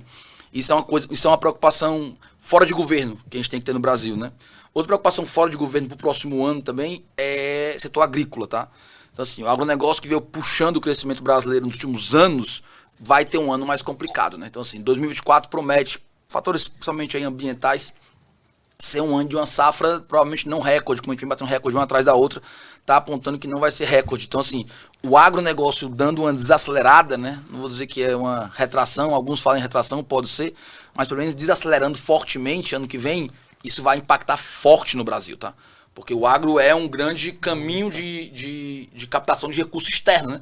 Então, assim, o agro é quem puxa hoje, né? Se pegar a balança comercial brasileira, né? Os principais produtos são vendidos, é absurdo, né? A força do agro é gigante, né? A quantidade de soja, café que a gente vende é muito, né? Você estava até comentando isso, né? Que a gente cresceu por conta de uma safra típica, né? Um dos fatores fortes. Eu estava dando uma pesquisada e eu fiquei com a impressão de que, apesar do crescimento do PIB, a economia como um todo não estava indo bem. Foi minha sensação de leigo, né?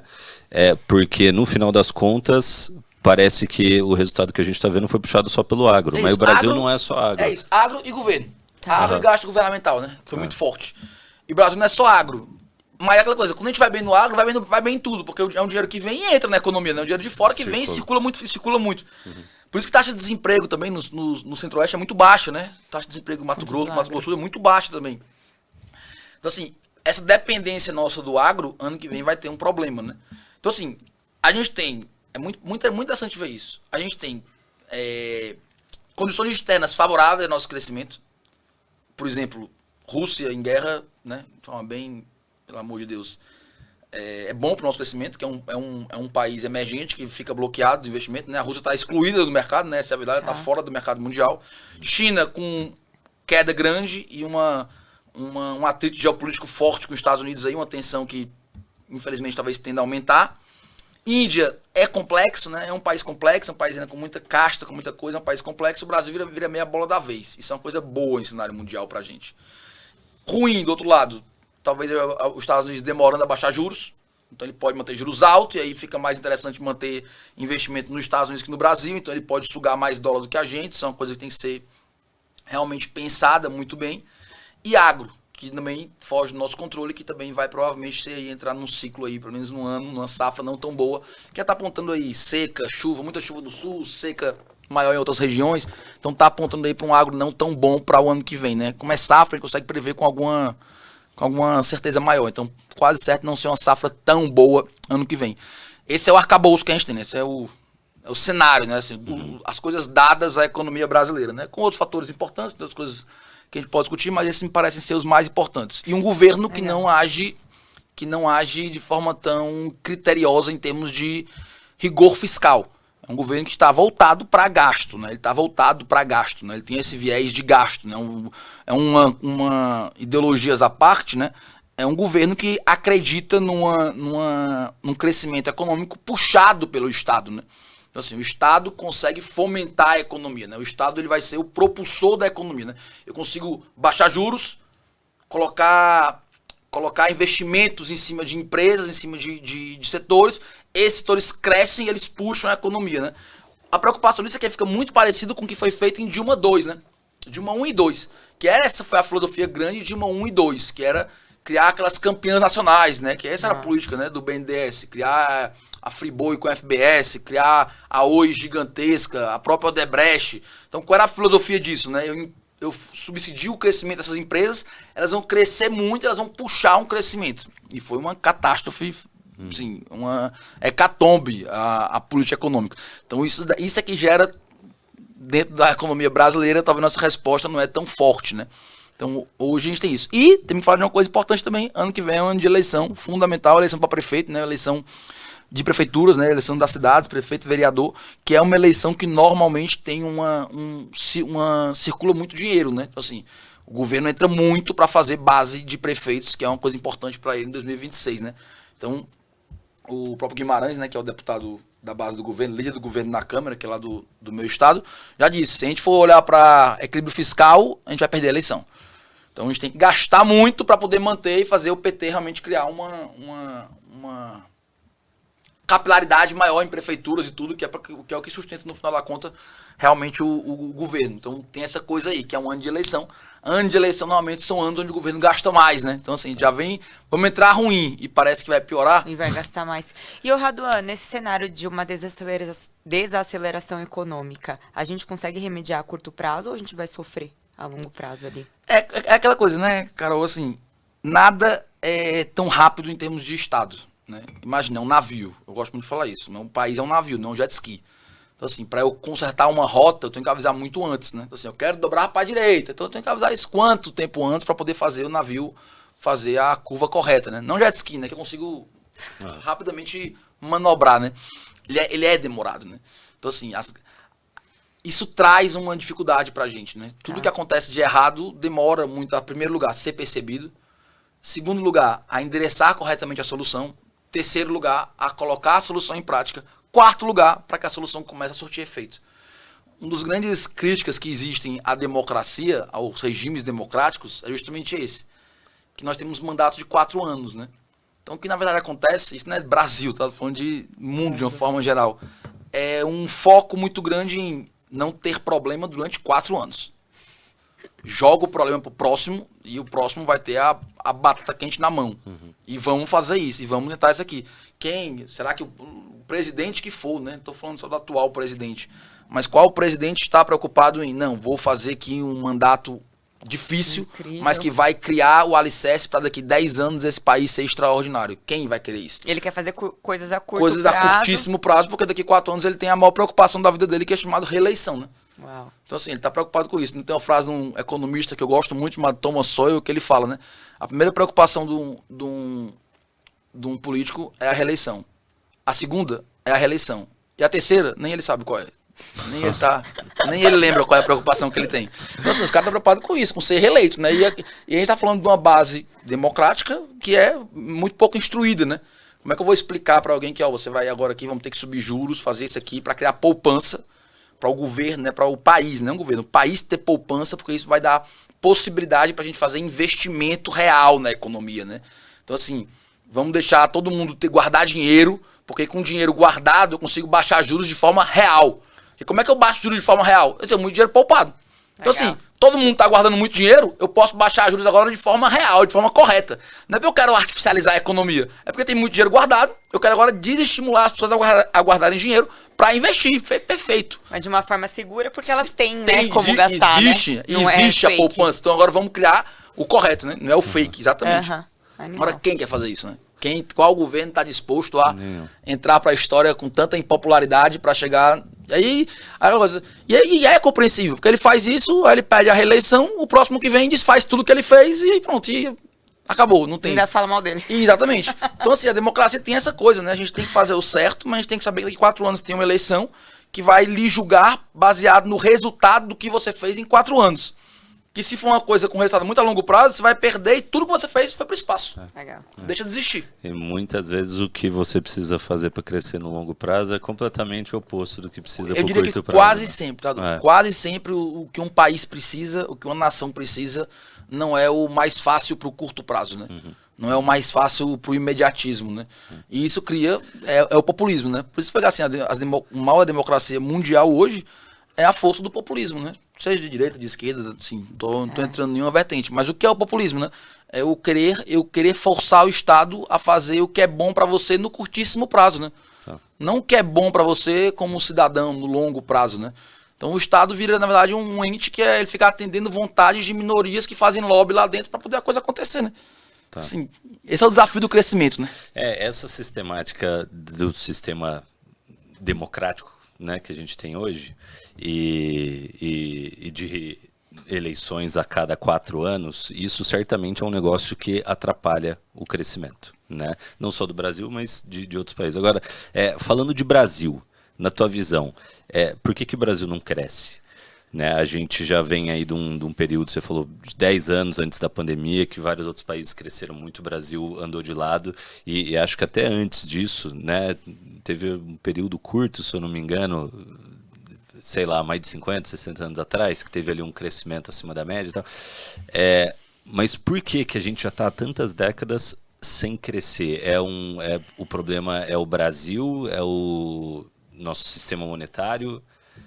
A gente tem que assim, olhar o todo, né? Olhar cultural, né? Eu não gosto muito quando a gente fala assim, é cultural, que parece que a gente tá colocando uma coisa para um ente que tá além da gente, né? Como fosse assim, o cultural sempre é a cultural e a cultura dos outros, nunca é a nossa. Parece uma coisa meio assim, tipo, não autorresponsável, né? Então não vou querer... Legal essa analogia. Entendeu? Não vou querer entrar por essa vertente, né? Porque não crescemos, muda, se você for olhar assim, a década de 70, né? Teve lá o milagre econômico do governo, depois caiu, tem uma justificativa para isso. Se a gente for falar agora mais recente, que eu acho que é o que cabe mais pra gente, porque existiam fatores monetários muito fortes, né? A gente teve o que é chamado de década perdida, que são os anos 80, e ele teve fatores monetários muito fortes, que foi a inflação, a hiperinflação brasileira, coisa que não tem mais hoje em dia, então não tem como a gente falar que os motivos são objetivamente os mesmos, né? O que acontece hoje, né?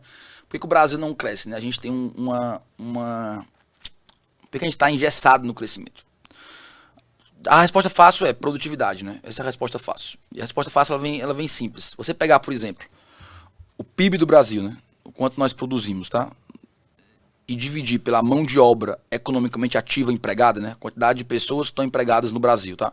Você comparar de 80 para mais ou menos 2020, tá? Um pouco antes da pandemia, vamos falar assim, que a pandemia deu uma bagunçada em qualquer análise histórica, a gente praticamente não cresceu. Olha que dado interessante.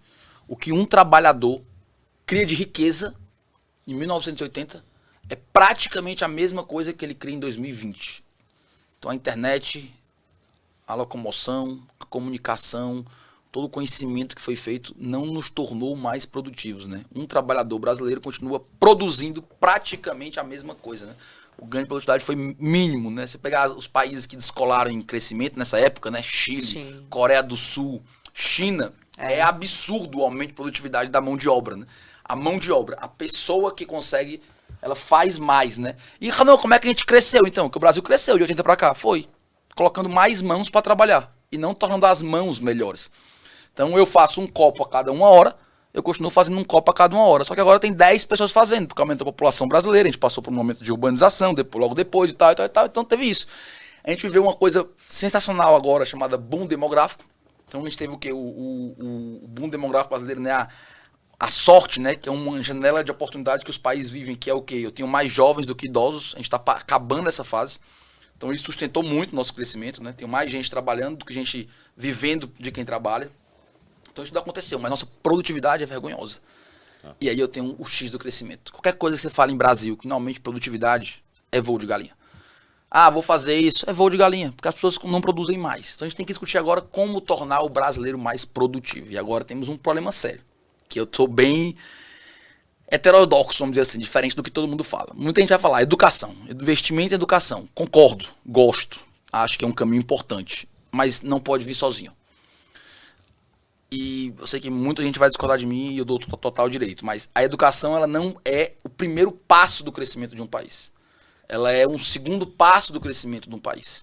E dá para falar isso de várias maneiras.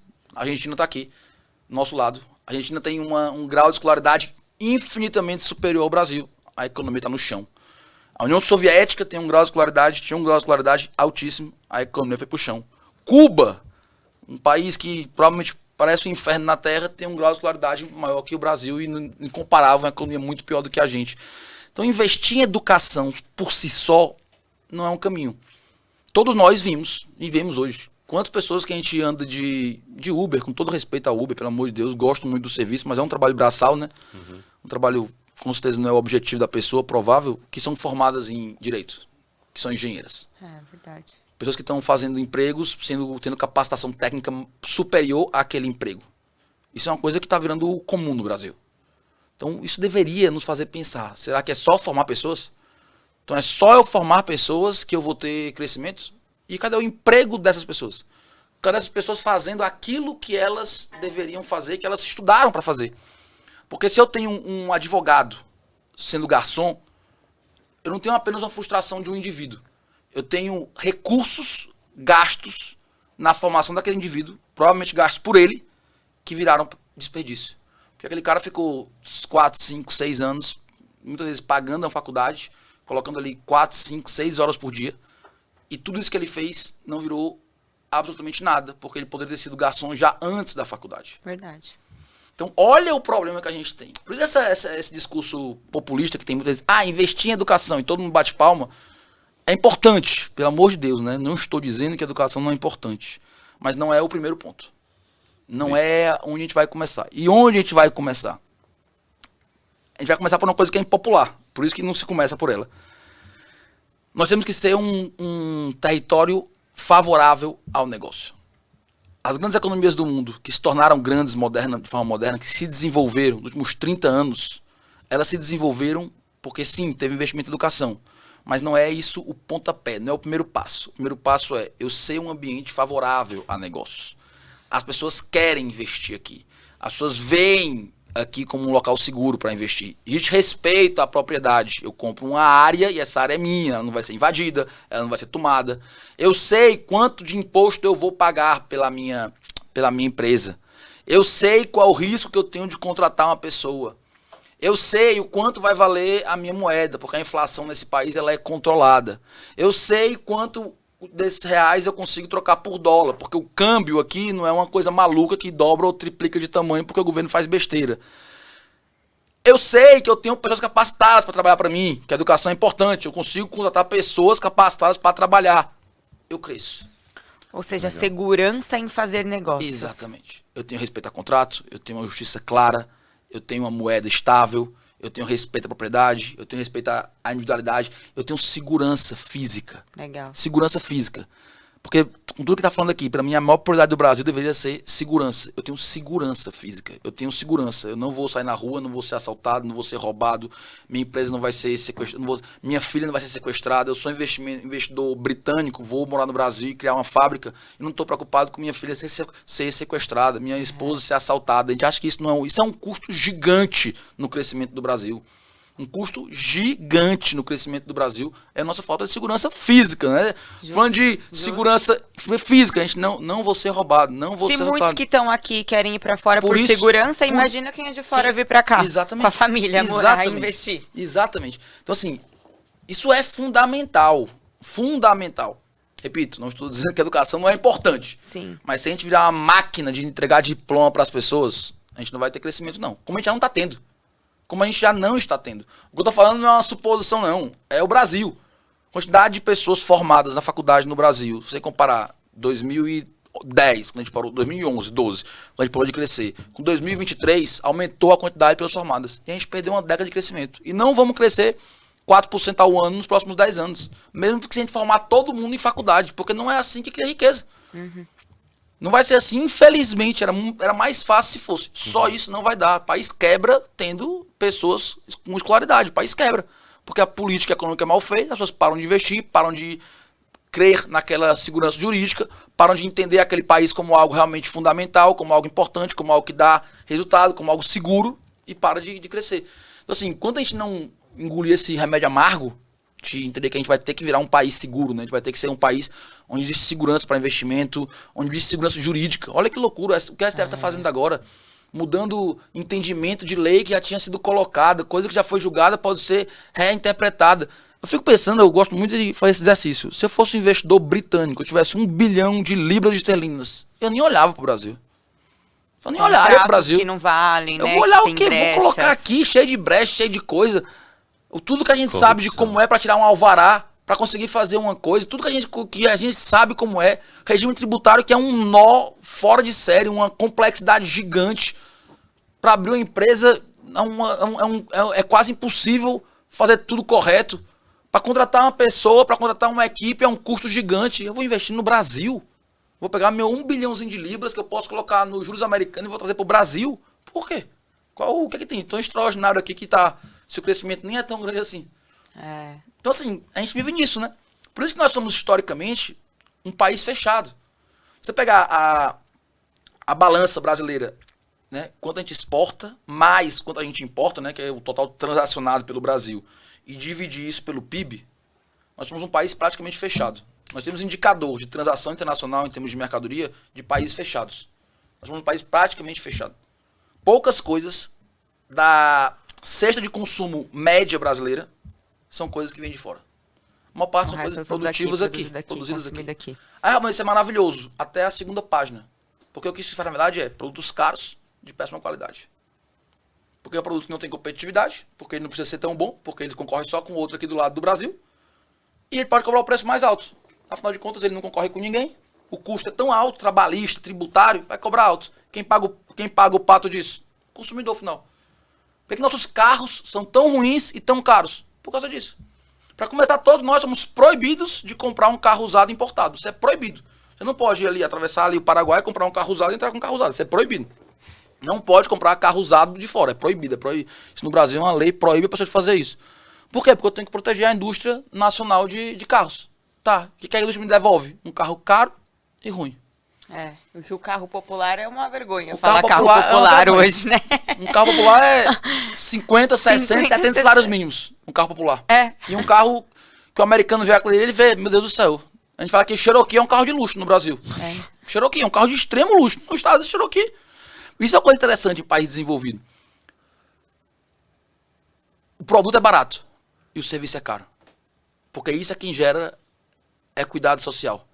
A minha mão de obra bem paga. Por isso que a pessoa sai aqui do Brasil e vai ser diarista nos Estados Unidos e vive bem. Porque como diarista nos Estados Unidos ela ganha bem. E ela consegue comprar um carro, consegue ter uma casa como diarista. Porque os bens são baratos, o serviço é caro. País subdesenvolvido é o contrário. Os bens são baratos. Os bens são caros. E o serviço é barato. Legal. Por isso que todo mundo no Brasil tem empregado, tem babá. Que é luxo lá fora, luxo né? Altíssimo. Tem 3 filhos e 3 babá. 3 babás. Motorista, para levar o filho para a escola. Olha que legal. 3 babás. O que é que eu faço com isso? O que é que isso gera? A discrepância social. O rico mais rico, o pobre mais pobre. Porque a mão de obra, que é o que eu tenho quando eu nasço, né? É o valor que eu tenho, que eu posso entregar, que eu posso me empregar, é mal pago. Última pergunta? Nossa, queria, cara, animal, hein? A gente tem que... Tem papo, né? Eu falei assim, a gente tem que fazer, a gente tá fazendo retrospectiva 2023, pra esse episódio não ficar 4 horas, a gente tem que fazer 2024 o início, entendeu? Dividir em 2, né? Antes de eu fazer a pergunta final... eu achei interessante, você comentou um monte de coisa e é interessante como várias variáveis, né, influenciam tudo que a gente está vivendo agora. A gente falou de desaceleração da China, de guerra na Ucrânia, Israel e Hamas, já não sei se vai rolar Venezuela e Guiana, Argentina, né, Estados Unidos com juros altos, gasto, né, rombo aí de provavelmente 200 bilhões com o nosso governo. De tudo isso, existe um que você enxerga que impacta mais? que influencia mais o que a gente vive, a economia em si? Difícil falar assim, tá? De um que impacta mais, tá? Eu sou pela minha vertente, tá? Eu gostei, do meu desculpa, estudo. eu gostei do que você falou, que o mais importante é a gente olhar pra dentro. Isso, tô deixando isso aí. Isso aí é o concurso. Isso aí eu tô nem falando sobre, falando patrão, falando na hora, olhando o todo, tá? Olhando pra fora, só pra fora, né? Que vem bem depois, tá? Cara, eu acho assim, inflação é uma coisa que tem que ser olhada, tá? Assim, por isso que muitas vezes a pessoa, o leigo, né? Não o ignorante, mas o leigo. Porque às vezes tá um empresário bem sucedido. Ah, por que é tão radical assim com inflação? Nós temos que ser radical demais com inflação. Inflação é uma coisa que a gente não pode, como sociedade, permitir que volte a existir. Isso é um ponto fundamental para a prosperidade social. Não existe nenhum país no mundo que se desenvolveu com a inflação fora do controle. Não existe, tá? A inflação fora do controle é uma característica de um país que está se subdesenvolvendo, ele está empobrecendo, né? A população desse país está empobrecendo, né? Pode ser que alguns não achem ruim, alguns achem bom, mas a população está empobrecendo. Então, isso é uma coisa que a gente tem que olhar com muito carinho. Me parece estar controlada, mas no Brasil, como já dizia Milô, até o passado é mutável, né? Então a gente tem que ter cuidado com o Brasil, né? O que é que eu quero dizer com isso? Seria muito grave, se no final do ano, começo de 25, né, na verdade, um presidente do Banco Central que o Lula colocar for alguém com um comportamento muito heterodoxo. Isso seria muito grave, tá? Como foi com o Tombini, que era o presidente do Banco Central na época da Dilma. Então, assim, isso seria bem ruim, tá? Isso seria bem ruim mesmo, assim.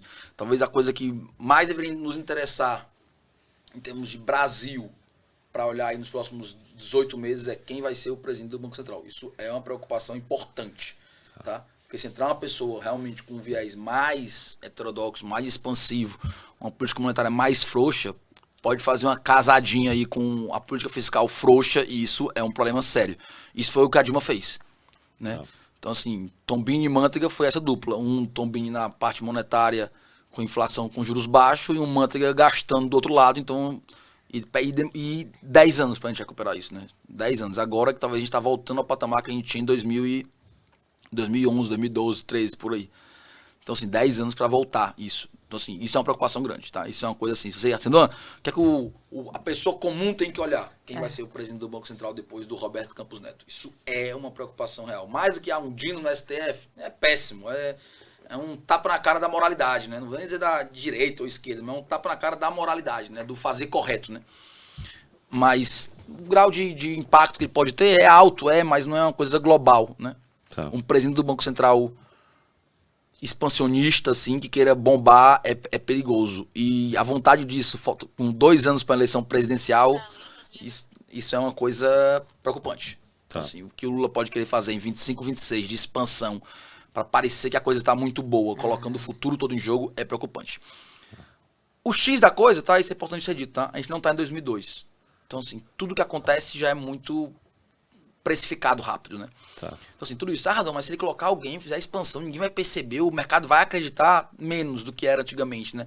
Então, assim, a informação circula muito rápido hoje, né? Isso é uma vantagem gigante, né? Então, assim, ele sabe disso, né? O Lula teve dificuldades esse ano no Congresso que ele não imaginava ter, né? Isso é fato, né? Então, assim, várias coisas que ele tinha certeza que iriam passar, ele teve dificuldade grande em passar. Então, assim, isso pode ser um freio interessante, espero que seja, tá? Tá. Bom, e resumo da ópera em relação à perspectiva para 2024 é que a gente teria uma oportunidade para ter um bom ano, né? Mas se você tivesse que dar um palpite, não me parece vai ser um ano mais difícil. Não me parece ser um bom ano, tá, Dom? Me parece ser um ano mais difícil que foi 23, tá?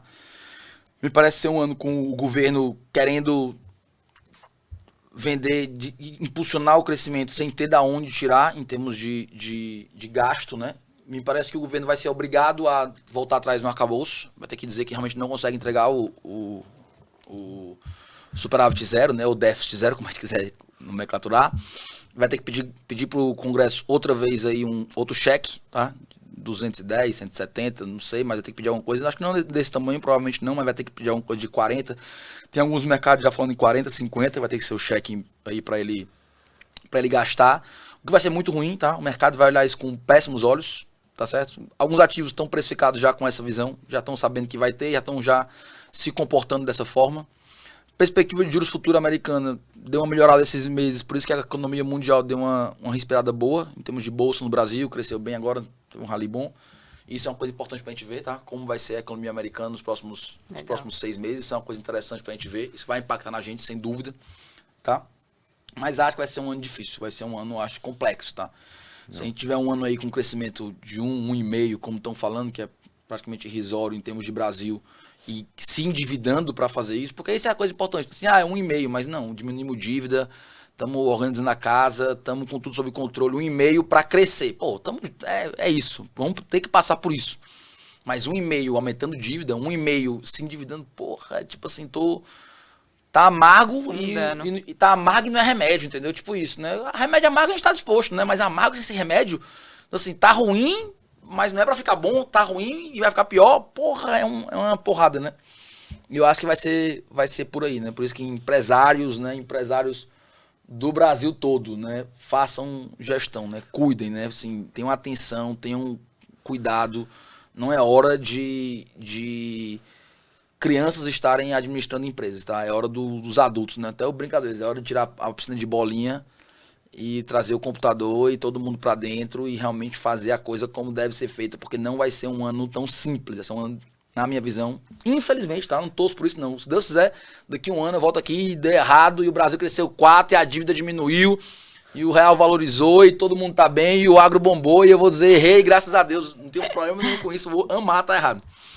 Mas acho que não. Animal.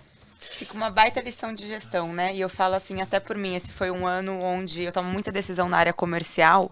Aí um dos meus sócios, que é investidor, ele falou assim, incrível a sua energia pro mercado, nunca perde isso. Mas mais incrível ainda é quando você passar a tomar decisão olhando o DRE. Boa. Boa. Foi a minha lição. Então, deixa eu olhar aqui o DRE, aprender, né? Não preciso ser financeiro, administrativo, mas eu preciso aprender, ter na frente de uma empresa. E fica aí o recado para todos os empreendedores também, né? Legal. Pergunta final do Made in Brasil, é mais pessoal, né? O lema do Made in Brasil, aliás, é trazer a história de pessoas comuns que construíram resultados incomuns para que elas possam compartilhar e servir como referência, né, para outras pessoas que estão buscando melhores resultados. Claro que quando tem alguém com conhecimento específico, a gente aproveita para discutir, para compartilhar. Mas pergunta para o Raduan agora, né? Você é um cara que está construindo um resultado acima da média, né? Que está se destacando no que você faz. O que você acredita que você fez e faz de diferente para construir esse resultado? É uma boa pergunta, Dom. Eu falo muito isso na PWR, eu fundei com os 2 sócios há 10 anos atrás, em Fortaleza, né? Em 2013 a gente fundou a empresa de consultoria, eu tinha 23 anos. Então com 23 anos eu fundei uma empresa de consultoria, né? Que geralmente é uma coisa fundada por pessoas mais velhas, mais experientes, né? Mais responsáveis, né? Também. E com mais experiência, né? Geralmente, né? E até o correto, né? Assim, talvez eu fui irresponsável demais, mas enfim, graças a Deus, com muita bênção de Deus, mais bênção do que competência, a coisa deu certo, né? E a gente tem aí uma equipe com mais de 100 pessoas, né? Filial aqui em São Paulo, eu moro em São Paulo hoje, toco a filial daqui, a nossa unidade em Fortaleza ainda acontece, ainda é a sede da empresa. Temos colaboradores muito novos, né, muito jovens, a gente contrata gente jovem para formar, para trazer nossa cultura, né, a maneira como a gente pensa, a gente valoriza muito isso. E uma coisa que eu digo sempre, assim, não tem nada de muito especial no sucesso, vamos dizer assim, né? Não tem nada de muito sigiloso ou secreto, né? O que existe muito trabalho. E existe alguns aprendizados que você tem que ter ao longo do caminho. Quanto antes você tiver, mais fácil vai ser, né? Eu vejo assim, graças a Deus eu tive contato com pessoas de muito sucesso. O Lázaro esteve aqui com vocês, é um dos nossos sócios, e outras mais pessoas iguais a Lázaro e tudo. E a gente percebe algumas coisas, né? Assim, o sucesso ele tem algumas características, né? O verdadeiro sucesso ele tem algumas características, né? Que às vezes quando a gente é muito novo e jovem, a gente às vezes acha que não precisa olhar para isso, mas que é preciso, né? Então, algumas coisas que eu levo comigo, né? Humildade é uma coisa importante, né? Humildade talvez é a qualidade mais subvalorizada que existe, né? A gente quase acha que humildade é um defeito, né? Tipo assim, é ser o coitadinho, né? O melhor é subir no palco e falar que eu sou foda e tudo. Calma, eu tenho um pouco de ressalva com isso. Meio, como a gente fala no Ceará, eu sou meio ressabiado com isso, tá? Assim, isso é uma coisa que tem que ter cuidado, tá? O ego é o seu pior inimigo, né? Assim, o seu ego vai matar você, né? Tipo assim, se você deixar o ego controlar a sua ação, você vai tomar ações complicadas de serem resolvidas, né? Você vai focar muito num curto prazo. Né? É muito fácil falar do governo, o governo e tudo, mas o empresário foca no curto prazo, né? A gente foca no curto prazo, né? Eu tô mais preocupado em bater a meta mês que vem do que em criar um negócio de verdade, né? Do que criar uma instituição de verdade, né? Tava fazendo planejamento estratégico anteontem com os clientes meus, que são industriais aqui em São Paulo. E no planejamento eu falei, vocês são sócios aqui. Eu tô aqui com os sócios, não com os executivos do negócio. Então eu quero pensamento de longo prazo. A gente não tem que estar preocupado só em bater a meta no ano que vem. Preocupado em criar um negócio fora de série, extraordinário. E às vezes criar esse negócio extraordinário pode ser não bater a meta do ano que vem. Porque a gente entende que algumas coisas são mais importantes para a sustentabilidade do negócio do que vender e ter o crescimento de X% que a gente tinha previsto para o ano que vem. Então isso é uma coisa importante, né? A gente é muito ansioso, né? A gente se prepara pouco, né? Então assim, essa humildade, que eu digo, não é ser o coitado, não. É a humildade de eu tenho que aprender, né? Eu tenho que estudar, eu tenho que saber o que está acontecendo, eu tenho que entender o DRE, eu tenho que saber de estratégia empresarial, né? É um direito do meu colaborador ele saber qual é a estratégia do negócio, né? Pô, eu tô guiando a vida do cara, eu falo muito sobre isso, tenho 100 pessoas na minha empresa, um pouco mais de 100, mas enfim, 100, média de idade de 24 anos, 25 anos. Então assim, eu tô pegando das pessoas os melhores anos de trabalho da vida delas. Porque provavelmente grande parte delas daqui 10 anos vai estar com filho, com família, se Deus quiser, e vão ter outras coisas que vão estar na frente do trabalho, que eu imagino que a família vem na frente do trabalho. Mas o cara com 24, 25 anos, o trabalho é a coisa mais importante dele, né? Aqueles 10 anos para ele criar um alicerce, né? Assim, tem um alicerce aqui, tem um emprego, tem uma coisa. Eu tô pegando esse tempo desse cara. É direito dele ser bem gerenciado, né? Ele tem o direito de ser dirigido de forma correta. Ele tem o direito de ter alguém que está pensando o negócio de forma responsável. É um direito dele. Eu contratar esse cara para eu colocar ele numa empresa que eu vou dirigir de forma irresponsável é muito errado, né? Então, assim, a humildade que eu trago, que eu gosto de falar, é isso, né? Você tem que ter essa humildade. Sim, você tem responsabilidade para as pessoas que você contrata, né? Estou dizendo que o sucesso delas está na sua mão, mas você colocou elas dentro de um barco que você é o capitão, né? Então, assim, você tem que ter responsabilidade sobre isso, né? Então, assim, eu acho que essa humildade é um ponto importante, né? Ela leva você a lugares extraordinários. Para quem que é a PWR e como que vocês podem ser encontrados? Tá, encontrados é fácil, né? Você pode estar no meu Instagram, RaduanBM, tá? Meu Instagram não é um Instagram meramente profissional, é uma salada de tudo isso, né? Eu falo de política, de economia, de religião, assim, é realmente a minha vida. Mas fiquem à vontade, quem tiver alguma dúvida aqui do podcast, pode entrar, mandar um direct, será um prazer. Tá? Podem falar comigo, tem o Instagram da PWR também, PWR Gestão, então podem falar também por lá com a gente, nos procurar. Cara, a PWR, Dom, é uma empresa que a gente, quando a gente criou a PWR, nosso foco era ser uma empresa de consultoria que não apenas dá consulta, né? Então assim, eu não queria ser uma coisa do empresário para eu dizer para ele o que ele tem que fazer, né? Chegar e falar assim, Dom, tu tem a empresa, né? Cara, faz isso. Mas geralmente quando eu te falar isso, tu vai dizer, pô, eu sabia que tinha que fazer isso. Eu vou dizer assim, cara, faz um DRE. Vou dizer, pô, eu já sabia que eu tinha que fazer um DRE. Eu te paguei pra isso. Eu não queria ser só isso, sabe? Eu queria ser o cara que fala assim, tu tem que fazer um DRE. Tá. E eu vou fazer contigo a DRE. Então assim, por isso que o nome da empresa não é Consultores PWR, é PWR Gestão. Nós somos uma empresa de gestão empresarial, não uma empresa de consultoria. É claro que tem alguns clientes meus que eu sou conselheiro. Participo de uma reunião uma vez a cada 3 meses para analisar o resultado e dizer o que eu acho que deve ser feito. E eles executam, isso existe. Mas o nosso core, né, nosso coração mesmo do negócio, é a gente pegar médios empresários, podemos dizer pequenos e médios empresários. Temos clientes grandes, de multinacional e tudo, mas o core mesmo, médios empresários que querem realmente subir o patamar de gestão do seu negócio, né? Então a gente tem uma entrega em execução diferente. Não é só dizer o que o empresário precisa fazer, mas garantir para ele que aquilo que ele precisa vai ser feito, né? Então essa é a nossa pegada, né? Esse é o nosso diferencial, é isso que a gente busca dentro das empresas que a gente trabalha. Obrigado pela participação, pela disponibilidade, por tudo que você entregou. Por tornar claro, né? Eu acho que você falou assim, essa é a minha missão. Tornou claro. Você conseguiu. E interessante. Isso é bom. Alguns pontos preocupantes pra gente saber o que a gente tem que fazer, mas faz parte do jogo. Mas clareza é poder, né? A gente tem a informação agora na mão. É isso, pessoal de casa. Espero que tenham gostado, espero que tenha feito sentido. E até o próximo episódio. E compartilhem muito esse vídeo, galera. Obrigada demais, Raduan. Raduan Melo. Obrigado, pessoal. Um abraço.